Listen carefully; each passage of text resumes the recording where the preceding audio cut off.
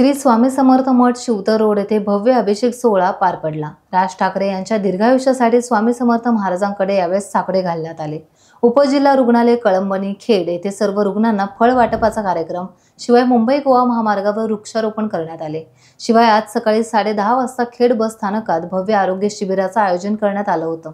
यामध्ये नागरिकांची मोफत आरोग्य तपासणी, स्त्रियांचे आजार, मधुमेह, मोफत ECG, रक्तदाब तपासणी, मोफत औषधे देखील देण्यात आली। शंकर मंदिर खामतळे येथे भव्य अभिषेक सोहळा यावेळेस पार पडला। अनुग्रह विशेष शाळा वेरळ येथे मनसे नेते वैभव खेडेकर यांच्या मार्गदर्शनाखाली अमोल राऊत, अविनाश भूतुले यांच्या माध्यमातून विविध भेटवस्तू आणि लॉकर आणि कपाट भेट देण्यात आले।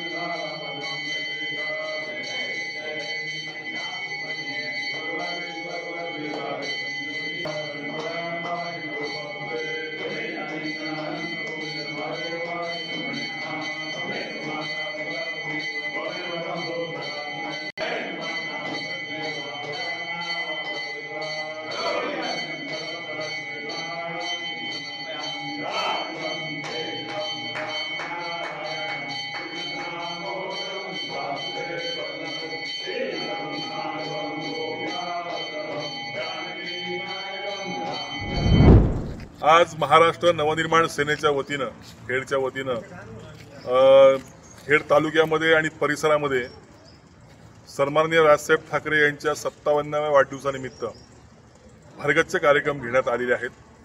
आज सकाळी 7:30 वाजल्यापासून सुरुवात झालेली आहे। स्वामी समर्थ मंदिरामध्ये अभिषेक झालेला आहे। श्री शंकर मंदिरामध्ये अभिषेक झालेला आहे। आत्ता कळंबणी हॉस्पिटलमध्ये जवळजवळ 40 ते 50 पेशंटना फळ वाटप झालेलं आहे।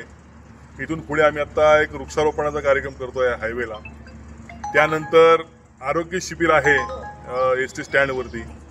त्यानंतर अनुग्रह स्पेशल स्कूल आहे, तिथे त्या विद्यार्थ्यांसाठी त्यांना लॉकरची आम्ही भेटवस्तू त्या ठिकाणी देतो आहे। त्यानंतर दुपारी स्वामी समर्थ मंदिर येथे महाप्रसादाचं आयोजन केलेलं आहे। त्यानंतर खेड शहरामध्ये लाडू वाटपाचा कार्यक्रम घेतलेला आहे। असे विविध कार्यक्रम, लोकोपयोगी कार्यक्रम घेऊन हा वाढदिवस आम्ही साजरा करतोय।